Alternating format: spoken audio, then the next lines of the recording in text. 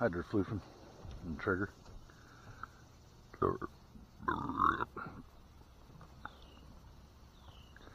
Unless some exciting stuff happens, this might be the last garden video of the year. September 6th, I think. I've already made about 20 bottles of hot sauce out of pretty much just this plant. And it's, geez, there's what, 40 peppers still on here? And they just keep coming. This plant's the same thing, but a lot slower. A lot of peppers on it, but only a couple of them are ripening. It's just really slow. I thought this was going to be the best habanero plant. It's pretty good, but it got that big and just stopped growing altogether. A lot of yellow stuff on it, so it's still putting out nice peppers.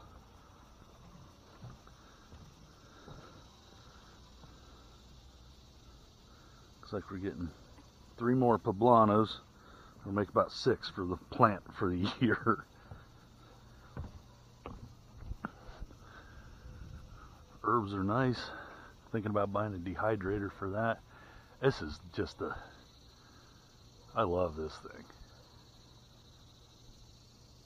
These peppers are so cool, and they are delicious.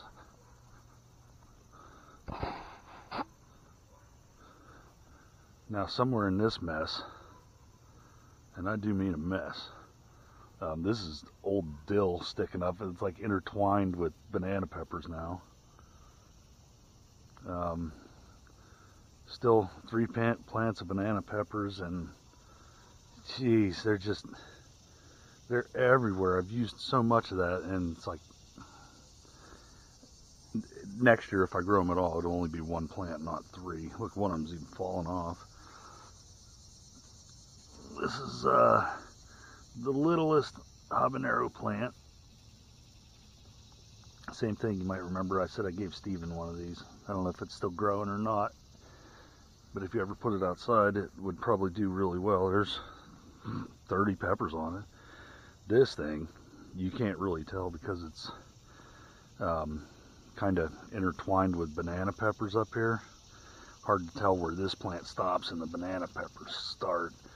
Kind of about there at this stake, but this plant is huge.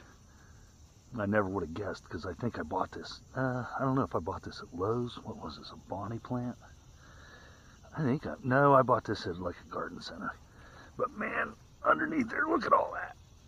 There's like, I don't know what kind of bug that is. I hope you're beneficial. But there's probably 100 peppers on that plant. It's time to make some habanero sauce. Oh, okay. Well, here's something interesting. Oh, did you see it? And big cicadas up on the stake here.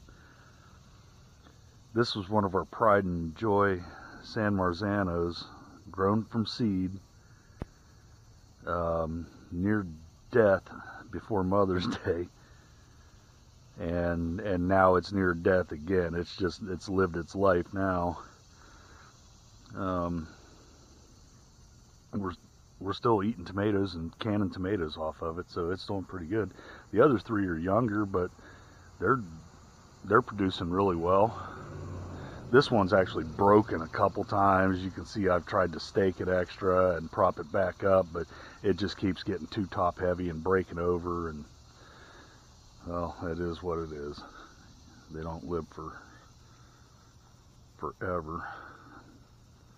This one, there's a couple pickable ones on here. We're going to can some more tomatoes today, I believe. The jalapeno gigantes. I'm overrun with these things. But as you'll see in a couple minutes, I started to get some red jalapenos on the side of the house, which really makes these look pretty when you can them. Just that little splash of red color in with all the green peppers. They taste about the same.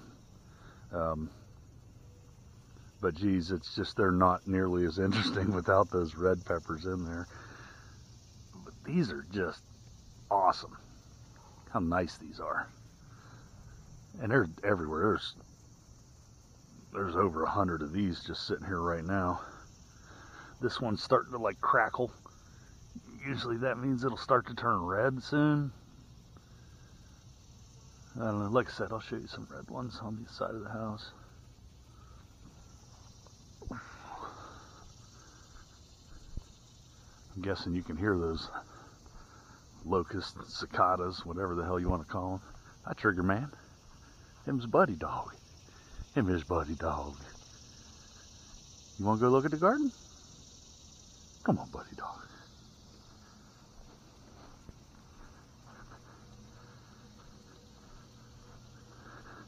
This is the worst tomato plant we have. I'll never grow tomatoes in a pot again. Whoa! God!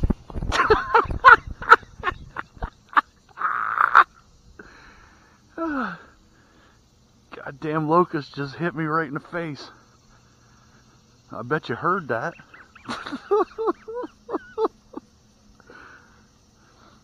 Now, I don't know what's going on here with Wilty McWilterson. This is that UFO-shaped pepper plant. And everything's getting all wilty. I guess I'm going to have to get that some agua today. It rained here for a couple days. But man, is that wilty. Still nice and green. It's funny, you give that some water and like an hour later it's just all perked back up. Oh, Muttley playing Play-Doh Fun Factory over here.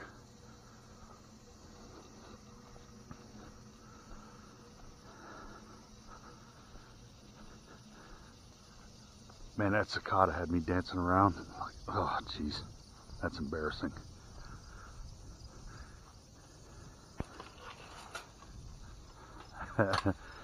Look at the cucumber plant. There's like 2 huge cucumbers, 3 huge 4, 5, 6, 7. They're all dead. They started to taste really bad a few weeks back, so we just let that plant go. These guys right here are yellow bell peppers. Never thought that would really turn into much, but they're kind of nice. I think I'm gonna make like a mango habanero sauce out of that. It's the other San Marzano, one of the 2 oldest San Marzano plants, and it's kind of collapsing, breaking over, even with stakes and cages. But still getting tomatoes off of it, and they are delightful. These 2 red bell pepper plants are doing awesome. I've plucked, I don't know, 6 or 7 off of them now and made hot sauce out of them. Another one right there. This plant's a turd. It's Roma tomatoes, and it just keeps giving us rotten tomatoes. I don't know why we haven't ripped it out. I think we've got like 1 good tomato off of that. I mean, what is this plant? The hell is it? Is this orange bells? This is the orange bells. Holy cow. There's a ton of small. No, now it's hard to tell if it's like tomatoes or bell peppers because the tomatoes took over everything. This thing broke over. It is what it is now. There's red bell pepper hidden back there. I planted these way too close together. This Roma's doing okay, I guess. And look here.